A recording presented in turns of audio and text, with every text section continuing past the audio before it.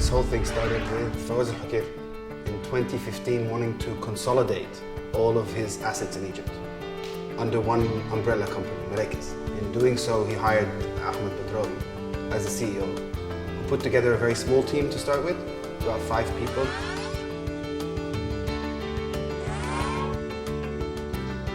Mall of Arabia, obviously, to anyone looking at it from the outside, had reached its peak and was probably going to go down a direction that would not be profitable. So we all knew something had to be done. We all knew that we had to renovate this property, upgrade it, expand it. So we began brainstorming ideas of how to fix it, looking at other examples abroad, what had other malls done, and it was apparent that a lot of malls tried to go through this renovation and end up failing. And the biggest mistake people make is they think of what they want to see, not what the customer needs. After brainstorming a lot of different ideas, we came up with a few good ones. So I went to Vodafone and asked them to conduct a research using the data that they have, anonymously of course, on the customers that visit the mall. Who are they, what time do they visit, their gender, their age, etc. So Mall of Arabia knew the number of visits passing through their gates, but they wanted more insights.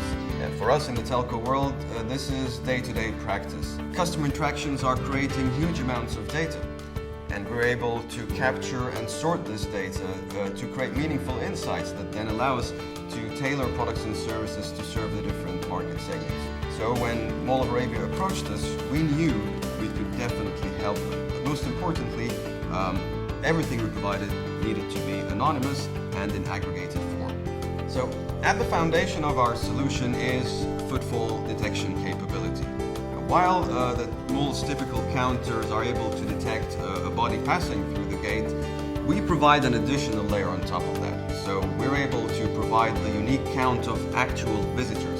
And thanks to our reliable network, we're able to do that with a very high degree of accuracy. So our solution, basically, we've had to sort our data in a way that makes it relevant to the Mall of Arabia business in order to provide them with regular insights about visitor profiling, market segments, hourly footfall. Then we set about industrializing those reports, creating mechanisms to make sure that we can provide them on a regular basis to allow Mall of Arabia to see the trends and also to detect the changes. So if you compare us to traditional quantitative research methodologies, you have to think of 2 aspects. The first is the sample size and the second is the accuracy.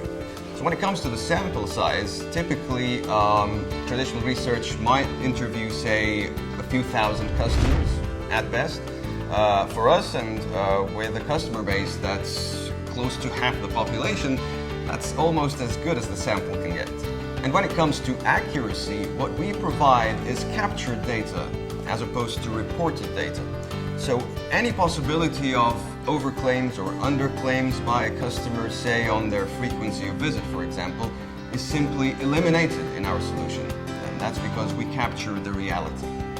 I'd like to emphasize that because customer privacy is a top priority for us, at no point in time is the customer identity used within this entire process. Having said that, customers are also able to opt out of that process. They can choose not to have their data used within our analysis. And the research was really, really amazing because it changed our understanding of who was coming to the mall and why they were coming to the mall. And from there we were able to eliminate all the ideas we had that were irrelevant to the audience. Once we had this data set, it not only helped us plan the renovation strategy, it also gave us insight in the meantime what we can do. We can approach the customer differently. One of the key insights, I mean, there were many, but one of the key one was the gender split. It was clear that the mall was attracting a younger, more male-dominant audience, and that for a mall based on fashion is extremely bizarre. So obviously we were leaning towards the more entertainment of a younger crowd than the entertainment and attraction of a more older female crowd. That immediately changed our communication direction and our event strategy. But then we started heavily targeting females and families.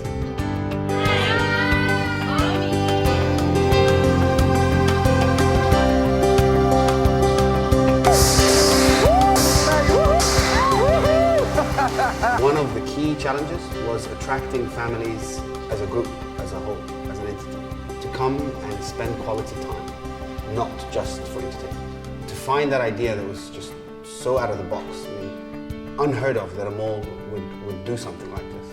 And that was to create a 10-acre park for the residents of Zaid and Oktober. That park will serve as a binding agent for the whole community. Something that brings families and friends together for barbecues, kids playing, arts and crafts, kids entertainment shows, educational shows. So the conclusion after 1 year of doing this, trying things and then going back and checking that the report and the numbers have changed and the demographics have changed. And it's truly an amazing experience to be able to do something on the ground and see its effect just a few weeks later. While a lot of malls and tenants focus on the number of people that visit a mall, a particular mall, and that's why they lease or they want to position themselves, it's not the numbers, it's not the quantity, but it's rather the type of customer coming that will result in the tenant's revenue. And we have seen that.